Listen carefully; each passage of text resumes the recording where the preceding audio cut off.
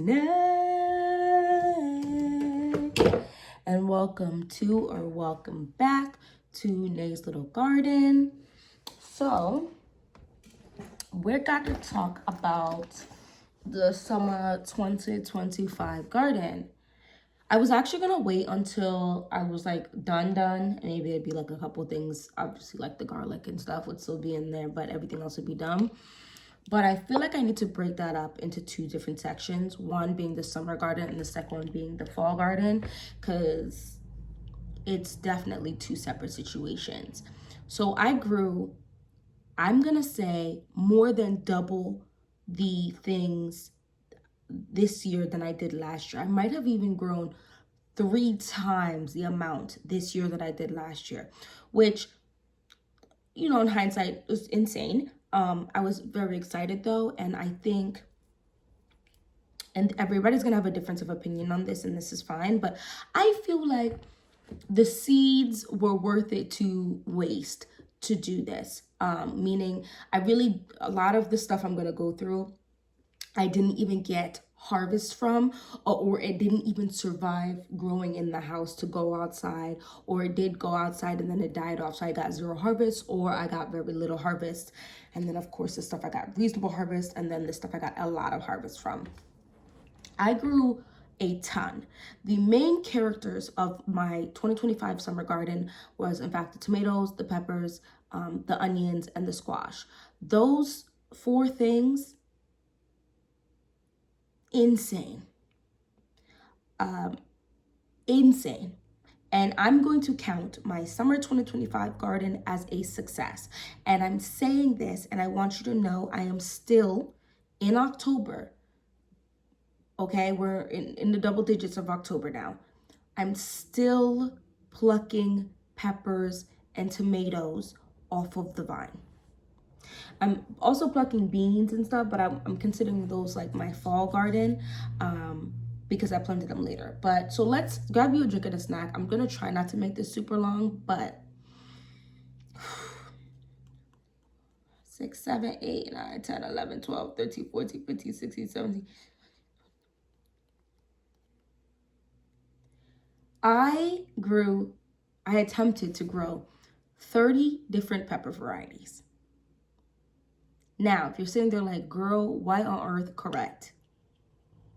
What was I thinking? I just wanted to grow more and more and more. And like I said, I do think it was worth the seed usage to try to grow those things and learn, because I had fun. 1, 2, 3, 4, 5, 6, 7, 8, 9. Out of all 30 of those, about 11 of them, of the 30, were pretty dang good to amazing in terms of actually just producing. About 17 of those produced something for me. So I'm gonna say that I'm gonna give myself a pretty good pat on the back when it comes to peppers. Something I'm thinking on for 2026 is focusing more on the sweet peppers. I definitely grew some spicy peppers, and I love that. My husband wants me to continue to grow some spicy peppers because we had a ball with it. The problem is a lot of those peppers went to waste. One, putting that stuff up is crazy. Like storing your summer garden stuff is insane. But I didn't really know what to do with the spicy peppers. I use them a little bit in our food, but I do have little ones, and so I didn't want that. The stuff is not like, oh my gosh, my mouth is gonna burn off hot, but it's hot. Okay, we ate them raw and was like, you know what I mean? And so I was definitely not gonna give it to my children like that. So I'm definitely gonna allocate a lot less space to my garden, to my spicy peppers, excuse me.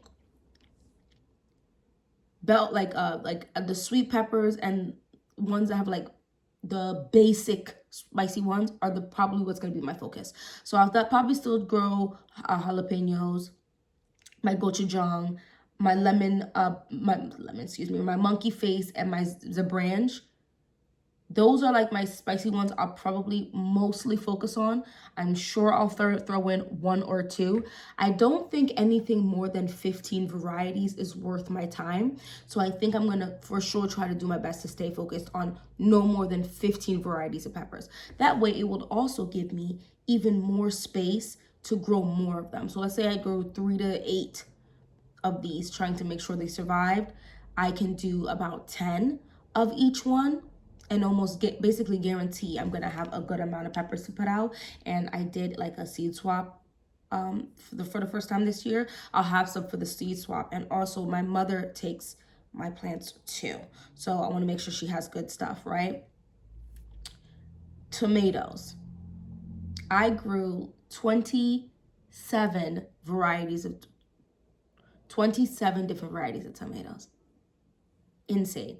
I'm gonna sit there and also say around that 15 different variety mark is kind of where I gotta sit at. I did pick up some tomato starts, which the variety is also on here, for some like sauce tomatoes. And I'm gonna say I definitely get the hype. I do. They were much smaller than I anticipated, which I don't know if that stemmed from the raised bed I ended up growing them in, which I don't feel like gets a ton of sun. It gets a reasonable amount, but not a ton, so maybe that's why they didn't grow. It also was off to the side, so I might not have given it as much attention as other raised beds, as well as I did start it later than the other raised beds, so that also could have played a role. And then another thing that could have played a role is that raised bed I did not, by the time I got to that raised bed, spending more money on like cages and stuff to help it, you know, stay upright was also real low. So I think only one plant, or maybe two plants got a cage, and that was it out of like the 7 or 8 in there, you know what I mean? So that definitely didn't help the growth process. But I get the hype about the sauce tomatoes. I'm still not supremely impressed. I don't can yet. However, the sheer varieties that a beefsteak and my cherry to slightly bigger cherry tomatoes can do for me, I don't know if I'll ever be a tomato sauce girly. I do have some tomato sauce seeds I do fully intend to use next year, that I'll have to throw in like 1, maybe 2 into my varieties. But Dr. Weish, my Orange Oxheart, Thornburn Terracotta, and Paul Robeson, and the Consaluto Genovese. Those big tomatoes ate everybody up. Those tomatoes were insane. I know that somebody had said something like, oh, because one of the reasons why I got some of those big slicing tomatoes is because Jess from Roots and Refuge has talked about them over the years, how much she loves them.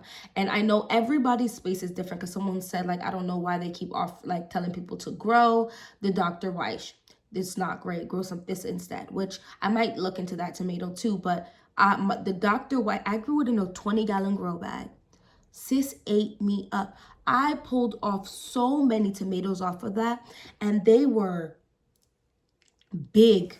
And when I say big, I'm talking like consecutively. Like, it wasn't like some was small, some was big, some was small. No, it was big. The Paul Robesons were smaller, but they were still good size. The Orange Oxhearts produced significantly later than the other ones, but they produced the biggest tomatoes I've seen in real life. Yeah. And I like the heart shape. I definitely have a video where I've harvested some and showed you some of them. So go ahead and look for it so you can see. Them issues was huge. Now, my hands are in fact small, but my husband has bigger hands than I do. And even he was like, these are huge. These are very large. And I did in fact put those in I put them in a tray and put them in freeze first, so they froze solid without sticking to anything. And then I tossed all my tomatoes into gallon grow bags. I think I told myself, if I can do 10 1-gallon grow bags, I would be so happy with myself. I'm fairly certain I've done double that. And like I said, I'm still picking off a couple more tomatoes. So I have about 19 or 20, maybe even 21 1-gallon grow bags of just tomatoes in my freezer. And like I said, I was shite about doing that in terms of my peppers, because then you have to actually sit there and cut the peppers up and stuff. It's just a different process, which I'm not saying it's hard. I'm just saying I was lackadaisical with that. I also had a very easy time tossing those peppers in quite literally everything. So there's that. I also feel like the prettiest tomatoes, and I know y'all probably like, girl, why are we talking about looks? Because it does something to me, and I feel it also did something for my neighbors, right, and my family, because I gave people baggies of produce. I sure did. People were impressed by the look of the Constelluta Genovese. They thought it was very pretty. I did not give anyone an orange ox heart. I was greedy this year. Maybe next year. Those things are whoppers. Whoppers. I've already made tomato soup once with homemade artisan style bread, and I made grilled cheese with the artisan style bread that I made from scratch as well. So those are the big ones that I love down bad. I also liked the Queen of Night and black strawberry tomatoes are insane. Those might have to be in my garden forever. They are insane. The Sun Sugar and Hybrid Sun Gold are also really good. This Hybrid Sun Gold, I might have to continue buying those seeds every year. Well, I'm being dramatic. Every other year, every 2 years, whatever. Because that and the Hybrid Patio Choice were quite literally some of the fastest ones, and they kept popping out stuff. But the Queen of the Night and the black strawberry tomatoes stole the show. They were absolutely gorgeous, and they tasted good. I'm starting, like, this was the year I started getting that feel for a like savory versus a sweet versus a tangy tomato. And I'm here to tell you, and I should have known, I like the smell of tang. Like, I have fragrances, plenty of fragrances that have a tangy smell. Not a fan of the taste of a tomato being almost sour. Like, Barry's Crazy Cherry Tomato was, in fact, an insane tomato. What the heck? That was insanely prolific. I absolutely hated the taste of it. And it's interesting. I might have done something wrong because Jess says that they're sweet. But picture grapes. That's how many of them come per section. So it's not like, oh yeah, that tomato plant just produces a lot. No, each branch breaks off to be a whole cluster of great looking tomato grapes, and the sheer amount that you would get in the grocery store it was insane. If I liked it, that would be in my forever grow as well. I do also want to talk real quick about the pink furry board. Those grew a little bit, and I did enjoy the look of them, and the Brad's Atomic Grape. Those also grew, a little bit, and I also like the look of them, but I don't think they were okay. Like, if I'm giving myself 15, I'm already stressing myself out thinking about it, and I reserve the right to change my mind about any of this stuff I'm talking about. It is only October. But like Queen of Night, Black Strawberry, the Hybrid Sun Gold, Sun Sugar, Dr. Weiss. Oh my gosh, guys, this is too much already. Orange Oxheart, Thornburn Terracotta, Paul Robeson, Constelluta Genovese.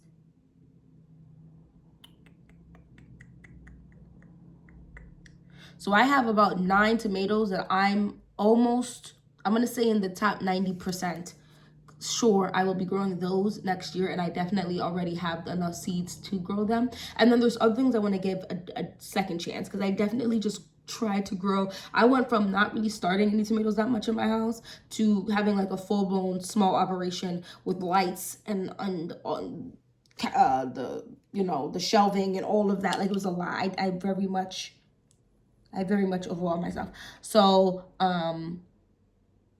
Like the bread and salt didn't get a very good chance. The dragon's eye, I don't feel like. Mortgage lifter definitely didn't get a good chance because the way people say that really produces, it did not do that big one for me. The early girl hybrid, I know for a fact that does pretty good. It just didn't do very well this year. The Brandywine Black did okay. It was also a late producer, but it did, I don't know, that might also need to get another, we'll see. Because like I said, I have some paste tomato varieties that I want to try. And I might mess around and just toss seeds in some other places. The green stalk, I probably will never, ever try to grow tomatoes from this list in that again. The short, oh my gosh, what's the tomatoes? Like they're doing the dwarf. I did have a few dwarf tomato packets that I purchased super late, so I didn't start really any of those. I will probably try to plant those in my green stock, but I'm gonna keep it real with you. I struggled with my greens this year because they just got ate up out in my garden, and I didn't want to put it in my mouth after it got ate up like that, which I know sounds absolutely insane, and that's something I'm working on, but I wasn't gonna beat myself up about it. So I'll probably, my green stalks are seriously gonna be quite reserved for greens, and maybe, you know, a handful of the dwarf tomatoes, and even less peppers, like the super small peppers, because the pepper plants in the grow bags grew significantly bigger. I'm talking big bush type than it did in the green stalk. So herbs I'll definitely grow in my green stock. Maybe some strawberries I'll grow in my green stock, but I gotta leave most of the tomatoes and peppers alone out that green stock. It wasn't worth, I think personally, my time. I grew like 7 or 8 different bean varieties. I was trash with my beans this year. I think we might have a handful of time eating the beans out of my garden this year, which was horrible looking back on it. We ate significantly more of my beans last year than we did this year, and it wasn't I planted a lot of stuff close together, and I think a lot of things got shaded out, and then when it did grow, I was so overwhelmed with the tomatoes and peppers and onions, and that I just honestly didn't pick them on time. They started drying out. Like it's just like a whole thing. It's a whole thing. I'm not sure if I will grow beans, like I'll allocate a lot of space for dry beans this coming 2026, only because they take up a lot of, it takes up a good amount of space, and it's not a lot. So I have I do these little glass shots I bought from Amazon of like ginger, lemon, turmeric, cayenne pepper, and some honey shots. And I have like half of one of those filled with beans. Like, what am I going to do with that, right? And especially with the price of dried beans, it's still fairly affordable, and it's very easy to store those, that I just don't know if I'm going to waste my time. I might get like plants out what I have left until they're gone, and then probably never do that again. I'll probably and then I got confused what was beans I could eat inside of like the pod, and once I had to depod, it just was too much trying to remember everything. And the tags are cute, and sometimes they helped, oftentimes they did not. So I'm definitely going to, when looking at that, I'm definitely going to focus more on like, I think it's like yellow wax bean, and then like the green beans, and then the red noodle pole beans. I want so bad. I got so late, they finally got some sun after being shaded out, that I got like 2, and they were on the floor, and something they got eaten by little animals. So I didn't want to put any of the leftover in my mouth. But next year I want those dangling from my, you know, the arch trellis. So I'm excited. I probably won't grow 7 bean varieties. I'll probably grow like 3. You feel me? And then my squashes were insane. I'll probably allocate a pinch more space. I intend to build a smaller version of the trellis I built this year, where my back opening of my garden is, to spread things out, because I didn't get not one loofah gourd. Now, there is something on the vine right now that is refusing to turn yellow-ish orange, which which is the Candy Roaster color, and it's still green. And I'm wondering if that is, in fact, the loofah gorge, like trying to make that comeback. It's done now. Like, it's too late now, but that needs to be moved somewhere else. I planted out for like cantaloupe and watermelon. I have 2 watermelon and they're growing now. So that also got shaded out. I'll probably still grow cantaloupe and watermelon next year.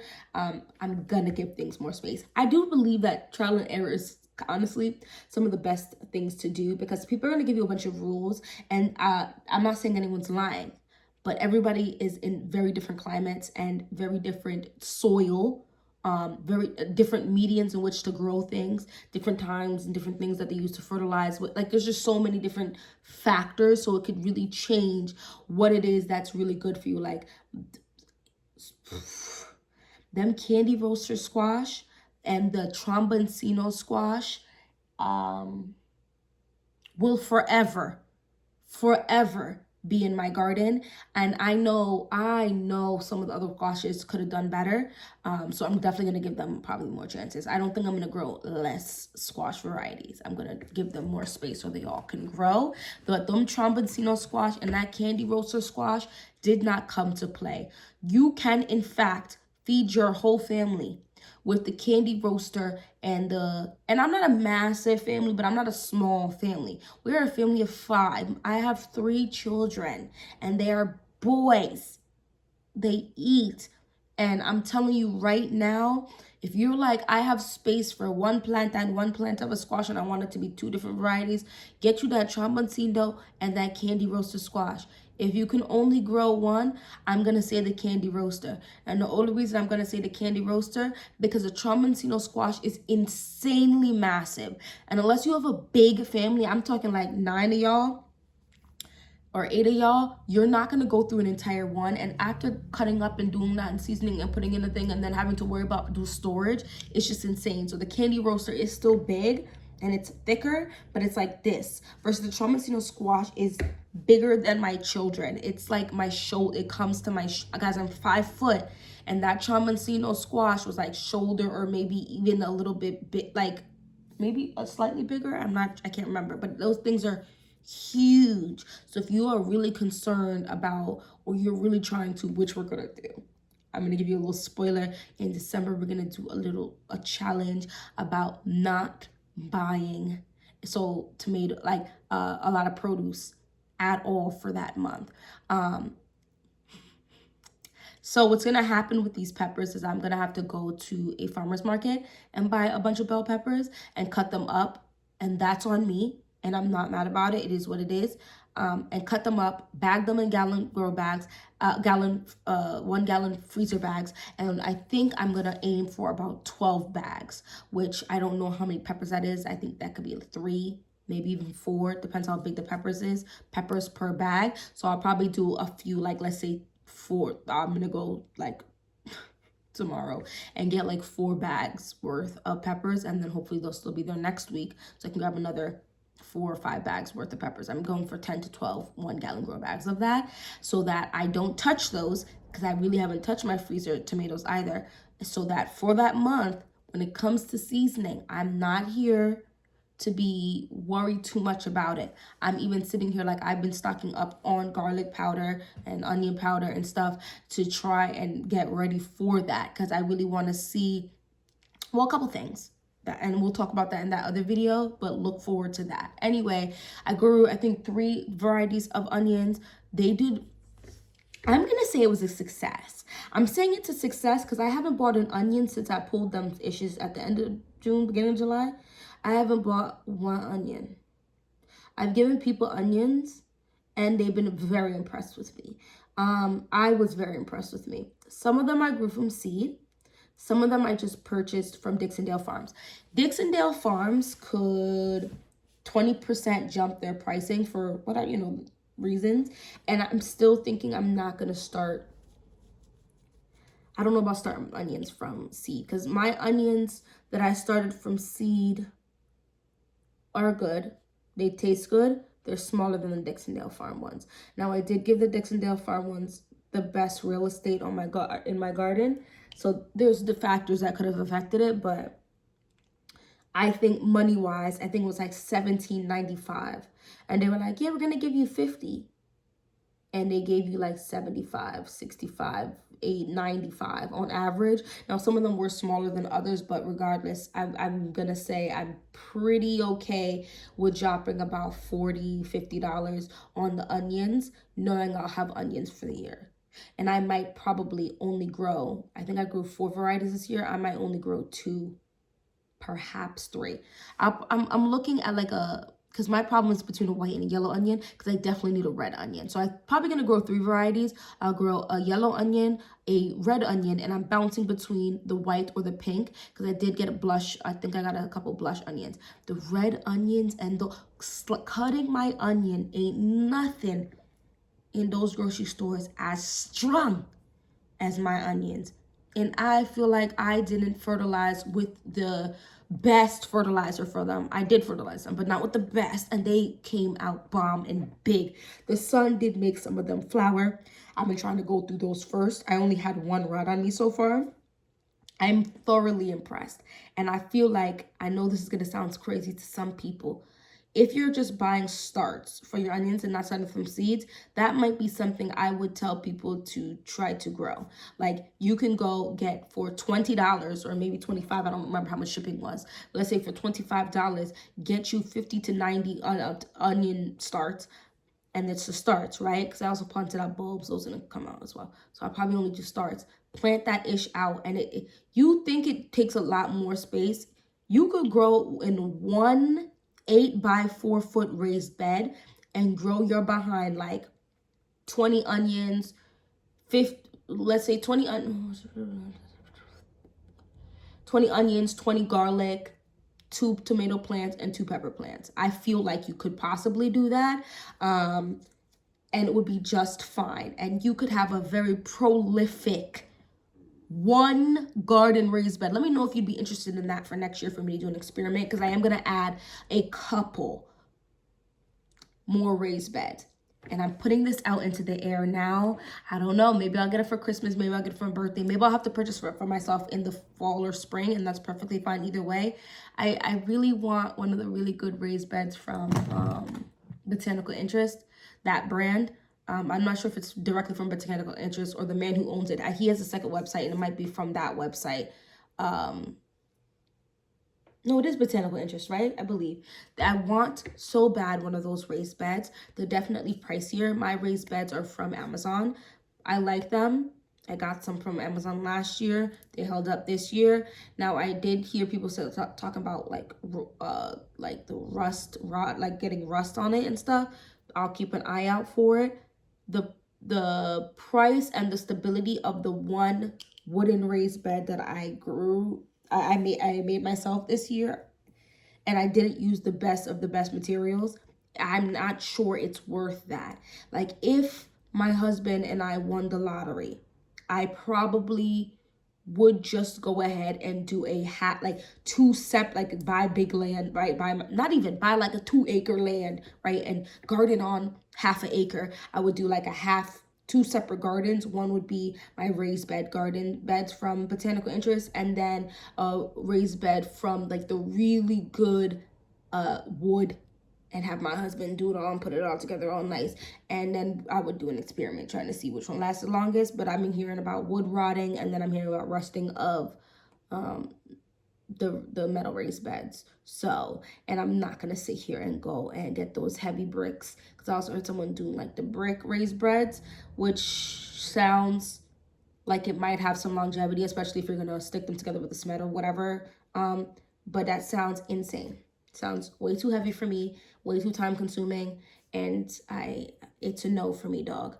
I love a good grow bag. I love my green stalks. Between me and you, I have an attitude. I didn't buy that yellow green stalk.